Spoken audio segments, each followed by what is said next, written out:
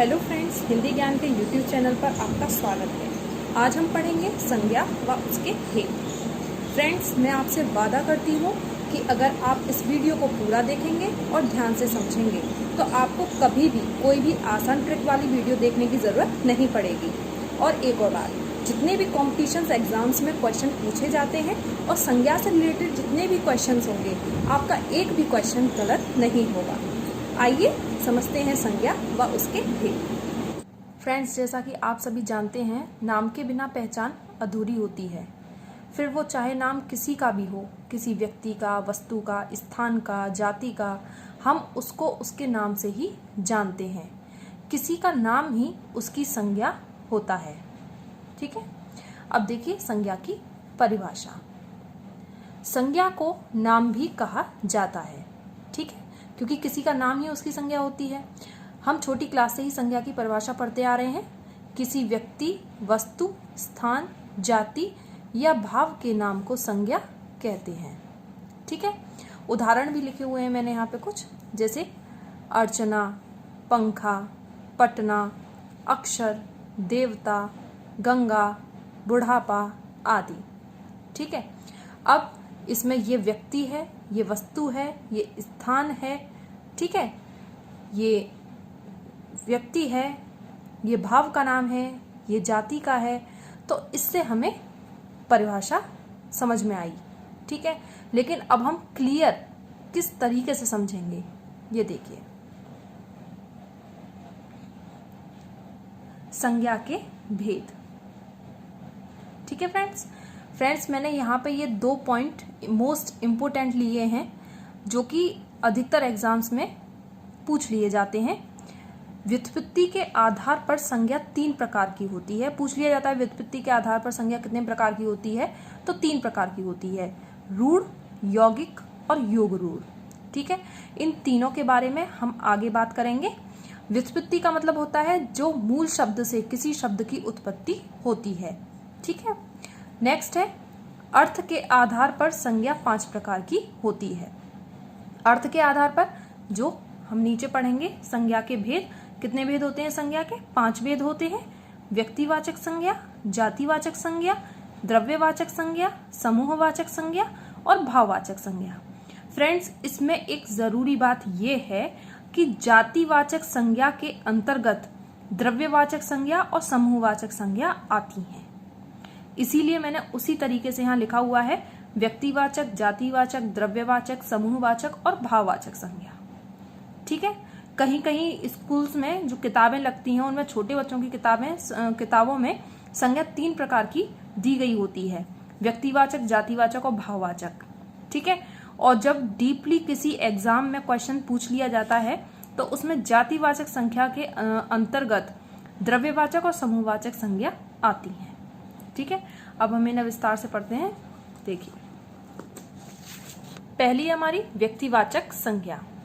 किसी व्यक्ति, वस्तु या स्थान का बोध कराने वाले शब्द व्यक्तिवाचक संज्ञा कहलाते हैं।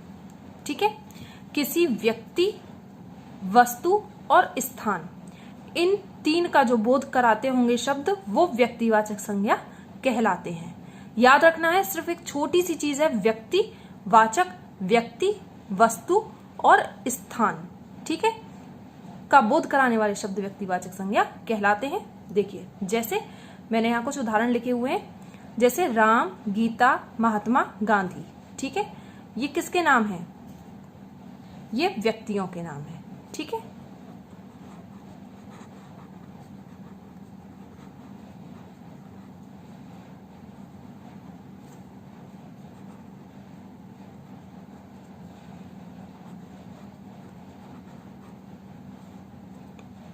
गुजरात, आगरा, अलीगढ़, ये हो गए शहरों के नाम, लेकिन ये आएंगे किसमें? स्थानों में।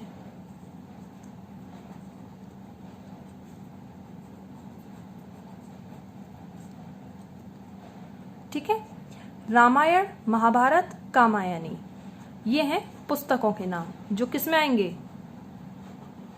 वस्तुओं में।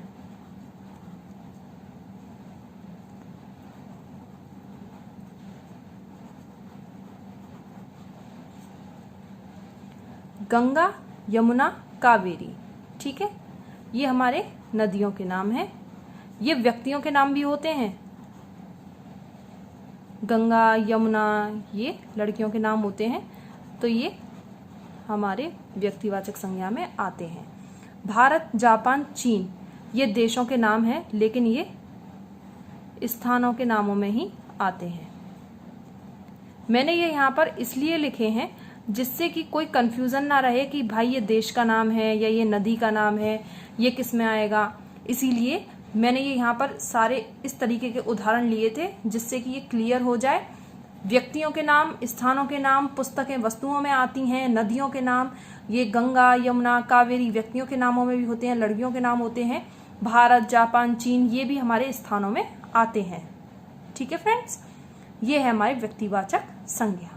बस ध्यान रखना है आपको, आसान सी बात है, व्यक्ति, वस्तु और स्थान व्यक्तिवाचक संज्ञा के अंतर्गत आते हैं। नेक्स्ट है हमारा जातिवाचक संज्ञा।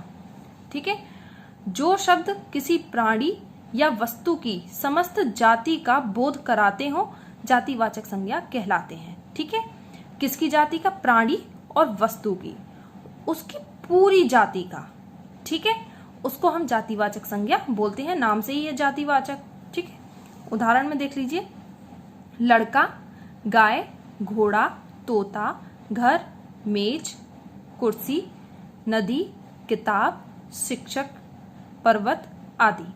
अब देखिए, लड़का लड़कों की जाति बताता है कि जो इस तरीके से होगा, खेल कूद करते हैं या फिर जिनके छोटे छोटे बाल होते हैं, लड़कों की जाति का बोध कराते हैं। गाय, गाय अपनी गाय की जाति का बोध कराती है। ठीक है, जितने भी पशु हैं सब अपनी अपनी जातियों का बोध कराते हैं। पशु जितने भी हैं, पशु हो, पक्षी हो, वो सारे के सारे हमारे जातिवाचक संज्ञा में आते हैं। घोड़ा अपनी जाति का, तोता, घर ये सब अपनी जाति का बोध कराते हैं। मेज जो लकड़ी की हो या लोहे की हो, जिसकी 4 टांगे हों, मेज है। 2 टांगे हों, मेज है। कुर्सी 4 टांगे हों, इस तरीके की हो, लकड़ी की हो या लोहे की हो, कुर्सी होती है। नदी, जितनी भी पानी बहते हैं उनको हम नदी बोलते हैं। ये नदी जातिवाचक संज्ञा है क्योंकि सारी नदियों का बोध कराती है। लेकिन गंगा व्यक्तिवाचक संज्ञा है क्योंकि गंगा एक नदी का नाम है। ठीक है, किताब जितनी भी मोटी मोटी होती हैं, बहुत सारे पेज जिनमें होते हैं, उनको किताब बोलते हैं। शिक्षक जितने भी लोग पढ़ाते हैं वो शिक्षक की जाति को बताते हैं। पर्वत जो पत्थरों के हों, इस मिट्टियों के बने हों, जैसे भी हों, जो इस तरीके से हों, वो सारे पर्वत होते हैं। ये सब अपनी जातियों का बोध कराते हैं।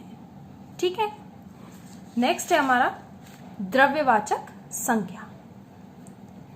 द्रव्यवाचक संज्ञा, द्रव्य मतलब कोई ऐसी चीज जिसको हम माप या तौल सकते हो, या पानी के लिक्विड के तरीके की जो चीज होती है उसको हम द्रव्य बोलते हैं। ठीक है, द्रव्यवाचक संज्ञा, द्रव्यवाचक संज्ञा से उस द्रव्य या पदार्थ का बोध होता है जिसे हम माप या तौल सकते हैं पर गिन नहीं सकते। ठीक है, अथवा उस सामग्री या पदार्थ का बोध होता हो जिससे कोई वस्तु बनी हो। ये यहाँ पे मैंने दोनों परिभाषाएं ली हुई हैं कि वो सामग्री या पदार्थ जिससे कोई वस्तु बनी हो, या वो द्रव्य या पदार्थ जिसे हम माप या तौल सकते हैं पर गिन नहीं सकते। आपको पता है कोई भी लिक्विड चीज होगी हम उसको गिन नहीं पाएंगे, हम उसको माप सकते हैं या तौल सकते हैं। ठीक है, अब द्रव्यवाचक संज्ञा कौन कौन सी होती है देखिए, जैसे सोना, हमारी ये धातु जितनी भी हैं ये यहाँ लिखा हुआ है, उस सामग्री या पदार्थ का बोध होता हो जिससे कोई वस्तु बनी है। अब देखिए, सोना से जैसे कुंडल है, लौंग है, कड़े हैं, हार है, ये सोने से बनते हैं। चांदी की अंगूठियां होती हैं, तांबे की मूर्तियां होती हैं, लोहे से गेट बनाए जाते हैं, ऊन भेड़ की बालों से, भेड़ के बालों से ऊन बनती है, तेल, पानी, घी, दही, दूध, ये सारे लिक्विड चीजें हैं जिनको कि हम माप या तौल सकते हैं लेकिन गिन नहीं सकते। ठीक है, ये ऐसी चीजें सारी की सारी आती हैं द्रव्यवाचक संज्ञा में। ठीक है, नेक्स्ट है हमारा समूहवाचक संज्ञा। समूह के नाम से ही स्पष्ट हो रहा है, जहां पे कई सारी चीजें एक साथ हो या एक इकट्ठे ग्रुप में हो उसको हम समूह बोलते हैं। ठीक है, जो संज्ञा शब्द किसी एक व्यक्ति या वस्तु का बोध ना कराकर पूरे समुदाय या समूह का बोध कराता है उन्हें समूहवाचक संज्ञा कहते हैं। ठीक है, एक व्यक्ति या एक वस्तु का बोध नहीं कराता अपितु पूरे समूह का बोध कराता है। जैसे परिवार, अब परिवार में कोई एक व्यक्ति तो होता नहीं है, परिवार में काफी सारे लोग होते हैं। संघ, हर एक अलग संघ होते हैं। सेना, सेना में कोई एक जवान नहीं होता। झुंड, झुंड में कोई एक हाथी नहीं होता, काफी सारे हाथी एक साथ चलते हैं झुंड बनाकर। वर्ग, आपने देखा होगा कक्षाओं के अलग अलग वर्ग होते हैं हर कक्षा में, या वर्ग में जातियां हैं, सब एक जाति में एक ही लोग तो होगा नहीं, काफी सारे होते हैं। गुच्छा, अंगूर का जो गुच्छा होता है उसमें एक अंगूर नहीं होता। ढेर, आम के ढेर, आलू के ढेर जो ये पड़े होते हैं उनमें कोई एक नहीं होता। कक्षा में एक विद्यार्थी नहीं होता। मेला में काफी सारे लोग होते हैं। और कुंज, कुंज बोलते हैं जहां पे लताएं और झाड़ियां एक मंडप का आकार लिए होती हैं, एक नहीं होती हैं, काफी सारी होती हैं। ठीक है, समूह में होती हैं, इसीलिए हम इनको बोलते हैं समूहवाचक संज्ञा। ठीक है, नेक्स्ट है हमारा भाववाचक संज्ञा। अब भाव, भाव से ही समझ में आ रहा है जो हमारे मन में भाव उठते हैं उनको हम बोलते हैं भाववाचक संज्ञा। ठीक है, देखिए, किसी व्यक्ति या वस्तु के गुण, भाव, दशा, अवस्था का बोध कराने वाले शब्द भाववाचक संज्ञा कहलाते हैं।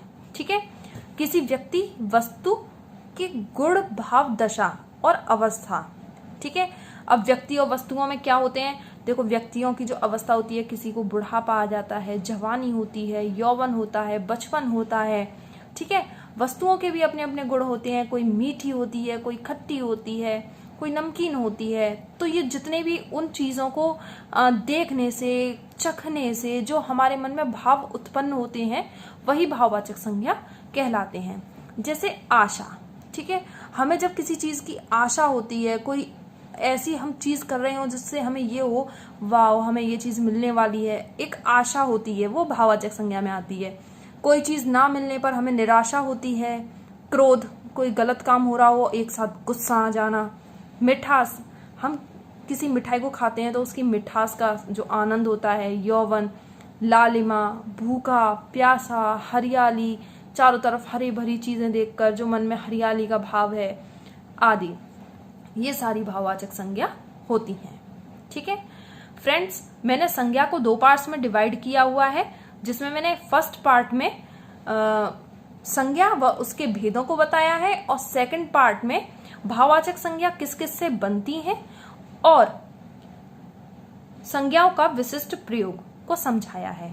आई होप आपको संज्ञा समझ में आई होगी। Thank you.